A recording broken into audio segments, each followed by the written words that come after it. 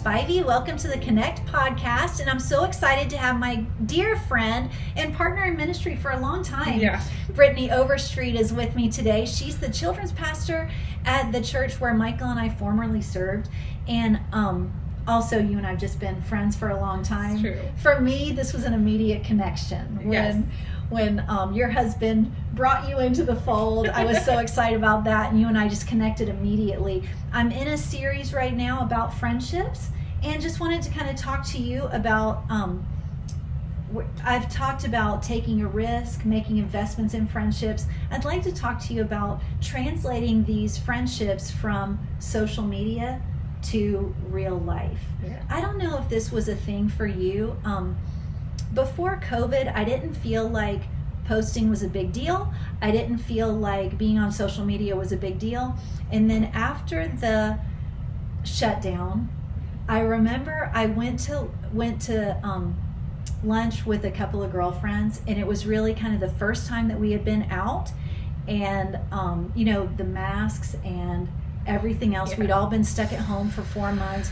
Finally, the world is opening back up, and the three of us actually just ended up driving through Chick-fil-A. Like, it wasn't some major event. Unfortunately, I posted a picture about it, and that turned into this big ordeal that I didn't expect, and people were upset. Yeah. Why was I excluded? And I thought, this wasn't a design to exclude anybody. This wasn't a church event. Right. I was just driving through Chick-fil-A with a couple of girlfriends. What's the big whoop? And so I had a choice at that moment. Am I going to retreat entirely, or am I just going to retreat on social media and continue to invest in these real life friendships? Yeah. But you're also younger than I am and have a different perspective on maintaining friendships on social media or off social media. How do those things translate for you, I guess, is what I'd like to talk about a little bit. I know COVID feels like it was a long time ago. It was such an epic in a lot of our lives. I think it still shapes a little bit the way I think. Oh, yeah, for sure. Did that reshape your view of friendship or community at all? I don't know that COVID was the catalyst point. Okay. Honestly, I feel like social media changed. Yes. And because we were all stuck at home, we spent so much time on social media. Yes. That was our only way of connecting with the world and people, and I think it was a good thing at the time because we needed it when the world was shut down. Sure. However, I think it changed how people thought about other people in relationships, and you felt really close and connected to somebody because you saw a Facebook post. Yes. And I've even had people reach out to me and be like, oh, I'm just like so happy to see you and so happy to see what you're doing, and I haven't talked to them in probably 15 years. Right. And it's not to be like, oh, I would talk to them if I saw them in public, but our relationship isn't as close as you think it is. Right. So I think that was what COVID did as far as like reshaping people's imagery of closeness. I think that maybe it's a matter also of managing expectations. Yes. And so maybe that connection on social media was all we had. Yeah. But once it was over, let's come back to real life. Right. Let's actually connect. Yeah. Yeah. And I think it's really important to take your relationships out of social media. Yes.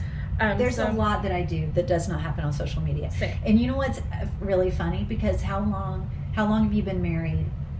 10 years. 10 years. So you and I have been friends for 10 or 11 years. Yeah. I would describe our relationship as close. Yes, me too. We have coffee on a regular. Same. We have lunch on a regular. We're hanging out today. However, I looked at you and I's friendship on Facebook. You know how you can hit that button, see friendship? Literally, I think that you and I have said happy birthday to each other once in 10 years. So, like, there's no presents for the two of us on Facebook. And I feel fine. Right, me too. And so, I was going to say something like, well, it's funny because I think social media is a great tool for connecting people. Yes. I met Tyler through social media, actually. So, I'm grateful that there was that connection. Sure. But in the same token, like, I have, like, some of my best friendships, including ours, have no social media presence. You wouldn't even know that I'm best friends with that person because I'm not posting, and that's I really think that was a gift. Yeah. And so for me, I want to be present, so I don't want to be hey, let's stop and take a selfie. I'm involved in our conversation. I'm engaged in what's going on here. And so it was just funny that you and I are talking about this, and you and I have zero social media presence together. And I think, I tell my best friends all the time, like, I want you to be able to come to my house in your pajamas and just know that I'm also hanging out in my pajamas, and my house looks like a wreck because toddlers. Yes. But there's no pressure that they have to come put together or they have to come to my house. Like, I want to be authentic, and authentically me means being you, authentically you. Yes. So that means that our relationship is authentic. So if I'm just gonna be honest, there's toys all over my floor. I don't want that projected onto social media. I take good care of like what I'm posting on social media. Yeah. But if you come over and there's toys all over, I don't want you to feel like you have to do your hair and makeup and have on a cute shirt because you don't know how many pictures are going to be taken of our time together and what I'm going to post on social media. Yes. Okay. And so I think that really plays into our friendship too. Sure. Because if you have to come put together, how much authenticity and how much trust are you going to have in me to have real conversation? Right. Because you feel like you have to be put together and put on a show. And I don't think that was And the so intention. Social media for you, you're saying that it may hinder the transparency that we have between us. Yeah. And that's different than you have a Disney date with your kids and your best friend or whatever. Post that cute picture. Right. That's a different thing than posting every single moment. We don't have to invite social media into every moment. Our vulnerable moments. Right. I mean, and to be honest, my cute Disney photo of my kids is the 900th picture I've taken today. So the 6 pictures that you get from, like, that's okay. Okay. Sorry. No, you're fine. The 6 pictures that you get on social media from me are one of 2,000 I've taken from today, and I've sat in my car and scrolled through all my favorite pictures, and I'm posting those. So, but what I don't want is that my friends to feel like every time we're together is going to be some social media campaign. Right. I'm not an influencer. I'm not trying to be an influencer. The reason I post to social media is just for my own memories. Yes. And it's mainly big things. Yes. Like so my Disney vacation. Sure. So that leads me, and you may have already answered it, to just a question that I had about what are the dangers of undersharing or oversharing on social media. And I think, I don't know that, like... There's not a danger to undersharing. Like, I really don't think there's a danger to undersharing. And it just really depends on what your motivation for social media is. Sure. My motivation is to just have those memories for myself to look back on. Somebody asked me the other day, like, how big was Nora when she was 7 months old? So I was like, I don't remember that information. Right. But I posted on social media a cute little milestone update when she was 7 months, and I was able to go back and look at that, and I think there's a value to that. Yeah. My grandparents, they don't live here. Some live out of state, some live out of country. And so being able for them to see some of our daily life is really valuable. Yes. But also, everybody doesn't need to know what I'm doing all the time. And that's not a reflection of your close relationships. Right. Because the point of the relationship was to have this this vulnerability, this transparency between us, not project that to the world. Exactly. Great.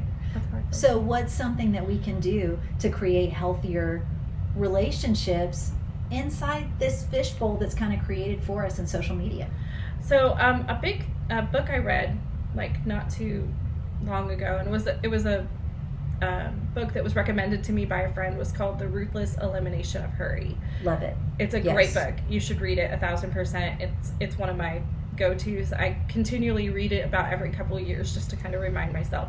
But one of the things that he suggests, like, a billion things that you can do to eliminate the busy hurry in your life. Okay. But one of the ones he mentioned was taking notifications off your social media. And I am like the worst. Yes. Huge. I am the worst at, I can't stand a notification on my phone. It just bothers me to my core. I don't know how these people have like 3,000 unread emails in the red. It would drive me crazy. And between all of the things, the email, the messages, Insta, Facebook, TikTok, whatever you're on. I mean, honestly, with your notifications on, bing, bing, bing, bing, yes. bing, bing, bing, bing, bing, bing. Exactly. Y'all heard me. I had to mute my phone while we were recording this podcast. Yeah. And I, like, what I was noticing is that I was spending so much time on these social media sites because I was just getting rid of a notification, but then I saw somebody's post and then I had to like that post, and then that made me think about something else, and now I'm scrolling through TikTok for an hour, but that's taking away time from my real life relationships in the real life world. Yes. I'm not checking in on friends as much. I'm not hanging out with my kids and my husband. I'm really and so what I thought was, what if I just got rid of my notifications? You know what? It's so valuable that you brought that up. It's so valuable that you said that, because even Jesus in his daily, he had a purpose, and he had people who were willing to hijack his day. So, when he healed that little girl, his disciples wake him up the next morning, and they're like, yes, so we're going to go into town. We're going to have a healing ministry. And, and Jesus is like, wait a minute, that's not what we came here to do. Right. And so when you've got your notifications on, really this, what you're describing is you reacting all day long to things that were not the purpose of your day. Right. So you woke up this morning with a purpose, and you've got things that you have to take care of daily. Your job, your children, your marriage, your ministry, things like this that require your attention, godly friendships that require your attention. But rather than responding to those things, intentionally spending time on the things that you are supposed to spend time on, you're reacting. Right. That notification comes through, and now I've got to stop what I'm doing. Hold on a second to my toddler. Let me look at my phone and see, okay, let me just respond to this text really quick. Oh, Jennifer, I know we're having lunch. Hold on just a second. Let me respond to this really quick. And now you're reacting, and your day is getting hijacked. Right. For hours on day. And I don't think people realize that it was only 20 minutes here, only 30 minutes there, but now your whole entire day, you spent 6 hours on your phone. Well, what could those 6 hours go to? And so I made pretty apps for my phone. Your home screen is very pretty. It's very pretty. I'm very jealous. It took a lot of time, to be honest. You probably shouldn't do that. But you can turn off your notifications or things like that. And I think that was a big game changer in how I used social media and view social media, so that I'm not constantly getting that instant gratification of who liked my post or did so-and-so see it. Now it's on my time. If I have time to view social media, then I look at it. Yes. But I'm not, oh my gosh, I have 17 missed notifications. I could have 45. I have no idea. Right. But I know that it's on my terms. And I think that was probably one of the biggest benefits I got from that book was, wait, I'm in control of my social media usage. And I think it's not a reflection of, oh, you're a bad person if you're on social media too much. Not at all. It's just, I wanted my time back, and I wanted to be in control, and I felt like social media was controlling me. And so in that case, and then as far as posting, I wasn't a big poster before. So to me, I'm not looking to be an Instagram influencer or anything like that. And so for me, not posting is not a big deal. I do ask permission before I post things of other people. Yes. I think it's really important because they may have friends. Yeah, even really close friends. Even family. I mean, there's been a whole season, and you guys know this too. I don't post pictures because I couldn't post my sister's boys until they got adopted. Right. You couldn't show their faces. Yes. And that was a legal thing, and it had nothing to do with not wanting to post about the boys, but to put a little sticker over their face took so much time. I just thought, why? It's easier just not to do it. Yeah. It wasn't a reflection of like how I love them or if I'm spending time with them. I spend almost every weekend with them. You wouldn't know it. Sure. But it was a legality there. I also think it's a mind shift. It's a mindset shift for you when you realize that this is not in control. Yes. I'm the one in control of this. And so just because it rang doesn't mean I have to stop everything and pick it up. Just because the notification went off doesn't mean that I have to stop everything and pick it up. Yes. This is here for our convenience. Right. It's not so I can have something in my pocket all day long that demands my time and attention. Exactly. So it's a great shift that you made, and it's a great lesson for all of us, really. Absolutely. Yeah. You had some other things that you wanted to share on friendship, relationship, and making those shifts to help being healthy in the digital age. Yeah. And so I love it. I think a big problem for my generation and maybe younger is that we have this just fear of missing out on something, or fear that we can't be best friends if you're best friends with somebody else. And we have this whole it's all based on feelings, which we know is not of the Lord at all, because he's the same and constant and doesn't care about our changing feelings. It doesn't Yeah. change him and who his character is. Yes. And so a book that I read, probably, I think it was back in 2020. I don't know. It was a while ago, but 2020. I read The Uninvited book, and I brought it with me because Life-changing. it literally is If life-changing. you haven't read it, you have to. Yeah. If you haven't read it, you should absolutely read it. I was even just kind of skimming back through it, and I read it again every couple years. It's on my I do rotation. too. Yeah. Because it does hurt to feel like you're rejected. Yes. And I've been in that place of feeling rejected by a Facebook post, or I'm human and I let my emotions run me. And when I really sat down to think about it, I was like, they weren't intentionally leaving me out. This wasn't like they were leaving me out of something. Right. They were doing something. They happened to be together. They snapped a picture. It was not a reflection of Brittany. It was a reflection of what they were doing. And I think when you're able to make that shift, because I think we've all had those moments. Wow, I thought that Brittany and I were best friends. What is she doing out with? yeah. My daughter-in-law is also one of your best It's friends in the true. world. And so I celebrate that friendship. I love it. I love seeing y'all together and hearing your stories. But easily I can see how someone would go, man, well, why wasn't I included in that? Right. When really that wasn't about me at all. No. Y'all did not go to lunch and think, let's figure out a way to keep Jennifer or keep anybody else out. Right. This was about the two of you. Having And I lunch. know that you know some of my closest friends, and I Yeah. think you celebrate that when Exactly. what are you doing this weekend? Oh, I'm going out of town with so and so, and Yeah, it's let's exciting. have coffee on Monday, and we'll share some stories. And Right. We're excited about it. But there is a rejection if we allow it to come in. There's a false sense of rejection that Right. we can adopt. And there's like a quote in the book that I wanted to say because I think it's really like that catalyst, integral part to the whole rejection thing. It Yeah. says, the more fully we invite God in, the less we feel uninvited by others. Wow. And as we invite Jesus into our relationships, the goal always is intimacy with Christ first. Yeah. And so and also realizing that we were built for community. Yeah. And so if we Absolutely. could invite Jesus in and make him the focus, and then make this relationship the bonus, Yeah. the gift that he gave to me. Absolutely. Yeah. Because the Lord has blessed me with some really amazing friendships that people just don't know about, and that's Right. okay because it was Absolutely meant for okay. me. Sure. And it was and if we share a post, it's great. Yes. And if we don't, it's great. Yes. But the more I found, the more I was seeking after Jesus and what it was that he wanted from my life, the less I started feeling rejected by others on social media. Yes. The less I started, instead of being, oh my gosh, I can't believe Jennifer's hanging out with these 3 people and she didn't even invite me. I'm also friends with those 3 people. It was more like, oh, I know Jennifer's somebody out there is thinking, you know what? I've had that thought before. Everybody's had that thought. I mean, Yeah. I've had that thought. I've had those conversations with really close friends, and it's definitely like almost a narcissistic view of ourselves, Sure. that we think that everything that people are posting online or doing online is a reflection of us directly. Yeah, And it's that's not at it. all. No.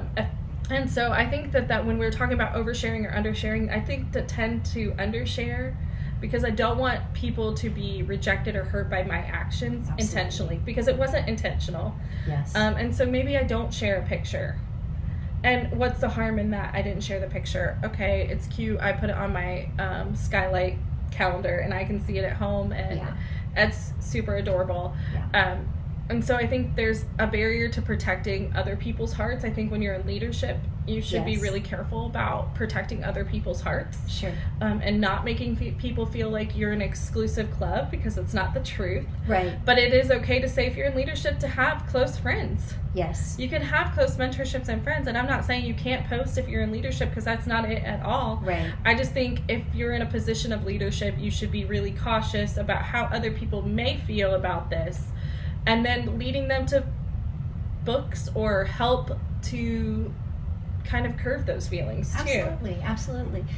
And honestly, what you're talking about, inviting Jesus in, the more you invite the Lord in, the more you seek his face, the less you'll feel those rejections from others. Yeah. Isn't it? That's Matthew 6:33. Seek first the kingdom of God Yeah. and his righteousness, and all these things will be added. Exactly. And we realize that these things, these friendships, these all the other things that we need are added to us, not taken away from absolutely. us. It's always an abundant life. It's always gifts. It's always given. It's always the sweet end of the stick when we make those and I've even seen an ebb and flow, like as friendships naturally fall out and fall in based upon where you're at in your season of life.